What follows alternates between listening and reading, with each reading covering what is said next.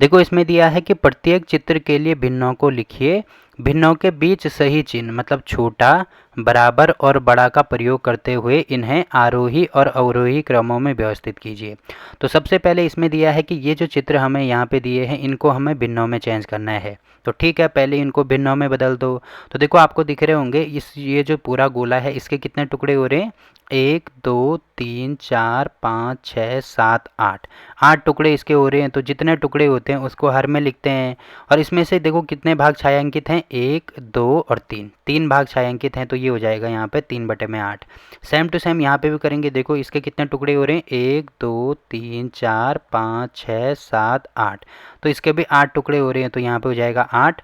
इसमें से कितने लेने हैं, 1 2 3 4 5 6। देखो 6 भाग छायांकित है मतलब 6 भाग लेने पड़ेंगे। तो इसको अंश में लिखेंगे। वैसे ही यहाँ पे भी आपको दिख रहा होगा 1 2 3 4 5 6 7 8, 8 इसके टुकड़े हो रहे हैं। तो इसको हम लिखेंगे हर में। इसमें से लेना कितना है, 1 2 3 4, 4 छायांकित भाग हैं। तो यहाँ पे हो जाएगा ये 4/8। लास्ट वाला दिख रहा होगा 1 2 3 4 5 6 7 8, इसके भी 8 टुकड़े हो रहे हैं। तो यहाँ पे हो जाएगा 8। इसमें से केवल एक लिया जा रहा है। तो यहाँ पर हो जाएगा 1। तो देखो सबसे पहले हमें ये दिया था कि इनको हमें भिन्नों में बदलना है। तो हमने इनको भिन्नों में बदल दिया। ठीक है, उसके बाद ये दिया है कि भिन्नों के बीच सही चिन्ह मतलब छोटा होगा, बराबर होगा या बड़ा होगा, इसका प्रयोग करते हुए हमें इन्हें आरोही और अवरोही क्रम में व्यवस्थित करना है।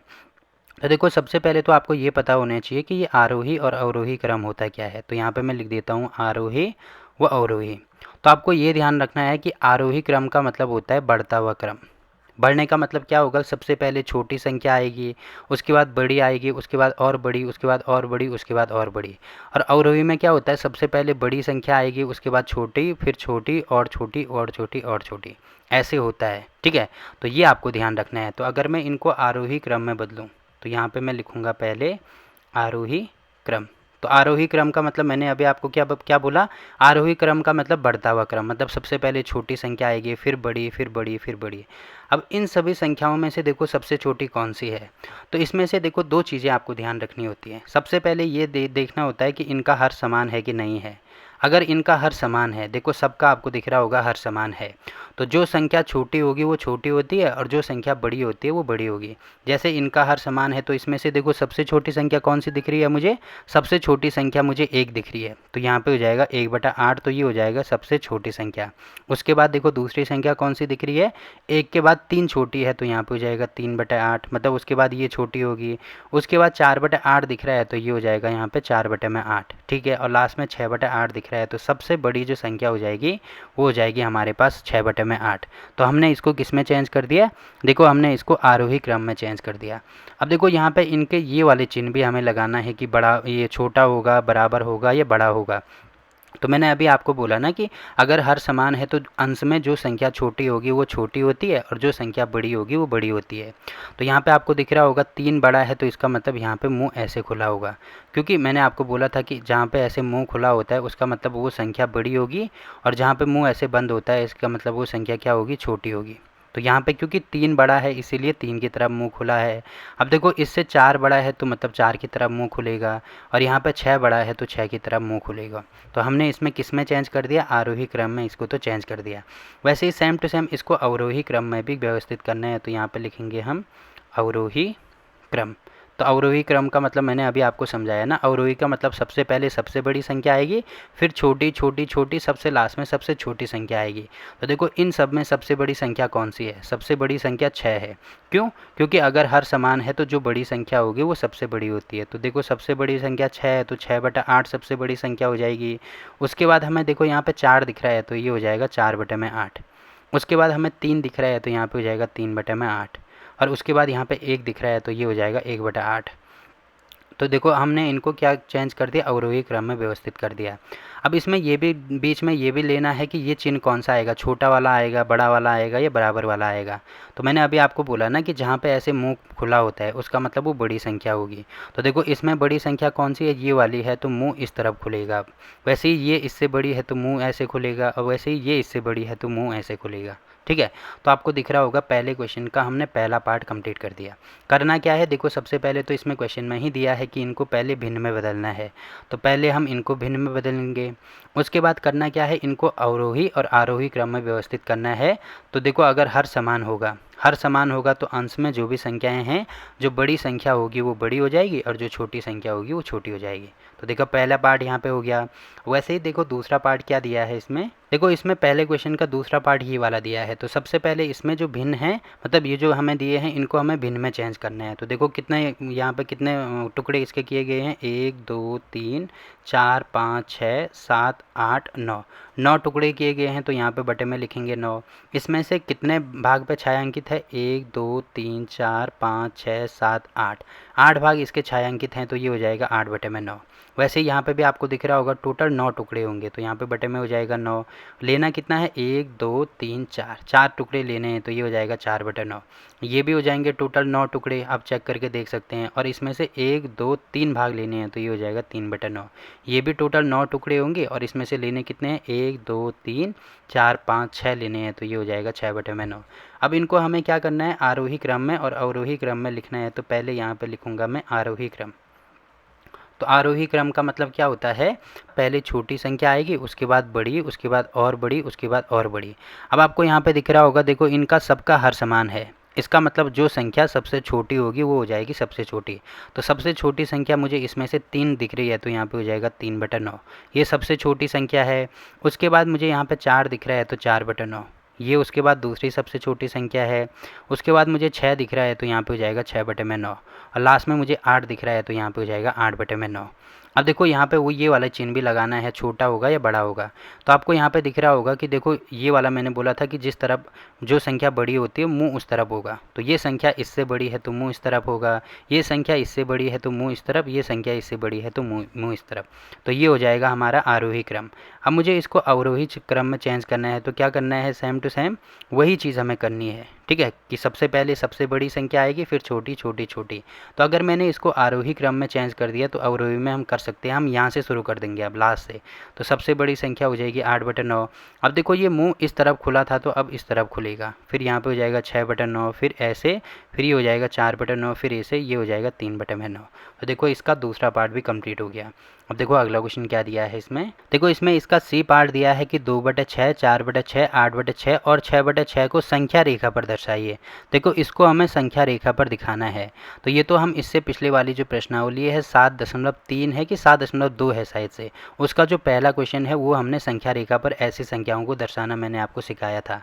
क्या करते हैं, सबसे पहले हमें क्या करना है, एक संख्या रेखा लेनी है। उसमें से मैंने आपको बोला था कि 0 और 1 के बीच में, यहाँ पे होता है 0, 0 के बाद क्या आता है, 1 आता है। तो यहाँ पे हम ले लेंगे 1। उसके बाद देखो हर में कितने नंबर हैं, यहाँ पे हर में 6 है। तो इसका मतलब 0 और 1 में जितने भी ये इसके मतलब यहाँ पे इसके कितने टुकड़े करने हैं, हमें 6 बराबर टुकड़े करने होंगे। क्योंकि यहाँ पे 6 है, अगर 5 दिया होता तो इसके हम 5 बराबर टुकड़े करते, 4 दिया होता तो 4 बराबर टुकड़े करते। तो क्योंकि 6 दिया है तो पहले 6 बराबर टुकड़े कर दो। तो ये हो जाएगा यहाँ पे पहला टुकड़ा, दूसरा, तीसरा टुकड़ा, चौथा टुकड़ा, पांचवा और छठा टुकड़ा। तो 6 बराबर टुकड़े हमें करने हैं। देखो यहाँ पे छोटा बड़ा हो रहा है तो आप स्केल में 6 बराबर टुकड़े इसके करेंगे। पहली चीज़ ये लिखेंगे। अब देखो यहाँ पे 0 है तो यहाँ पे हो जाएगा 1, फिर 1 के बाद 2 आता है, फिर 3 आता है, फिर 4 आता है, फिर 5 आता है। ये जो 1 है इसको मैं ऊपर लिख रहा हूँ। तो 5 के बाद 6 आता है तो यहाँ पे लिखेंगे 6।